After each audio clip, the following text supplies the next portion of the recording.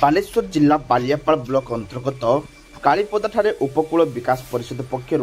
सांबादिक सम्मेलन अनुष्ठित हो जाइछि।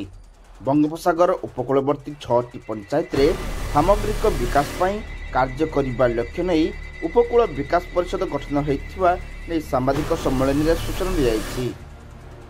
बालियापाल ब्लॉक चौमुख ठारे सुवर्णखा बंदर निर्माण हेले बालियापाल ब्लॉक सहित समग्र जिल्लार विकास हेब बोली परिषद पक्षर कहुछि। ए बंदर निर्माण हेले एठाकु उपकूल देई सड़क पथ एवं रेलपथ निर्माण हेब, जहा फल रे उद्देश्य होची हमर 5टा पंचायत रो विकास तो हे नहीं, सामग्रिक किंतु विकास हबो, सेति पई प्रचेष्टा जारी करू। एटाई एक कम्युनिकेशन करा सामग्रिक समस्त विकास से मध्य बंदर प्रत्यक्ष काम हो बंदर हेले ओडिशा तो लाभवान हम, बालेश्वर लाभवान हम, बालियापाल भी लाभवान हम एवं तार लाभ अधिकांश कि चौमुख डगरा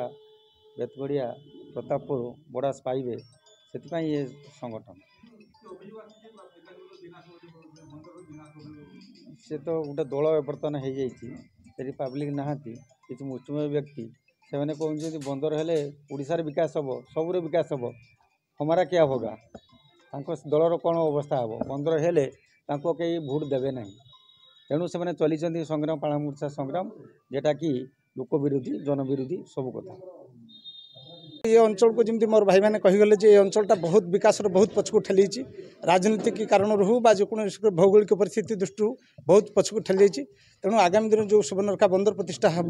ताद्वारा निश्चित भाव में गमनागमन हॉस्पिटल एवं विशेषकर ये अंचल सुरक्षा प्रति से निश्चित भाव में आमको प्रतिश्रुति देते एवं सरकार एवं बंदर कर्तृपक्ष आम सहित विभिन्न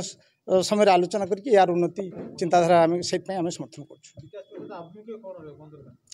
आमे प्रथम कह लोकाल पिला निजुक्ति दि जाऊ एवं जो मानकर जमी जाऊँगी तांकर उचित मूल्य प्रदान कराऊ एवं ए अंचल जो बर्तमान आमे मात्र 3 मीटर रास्तार जावासवा करूँ से रास्ता प्रशस्त बहुत हो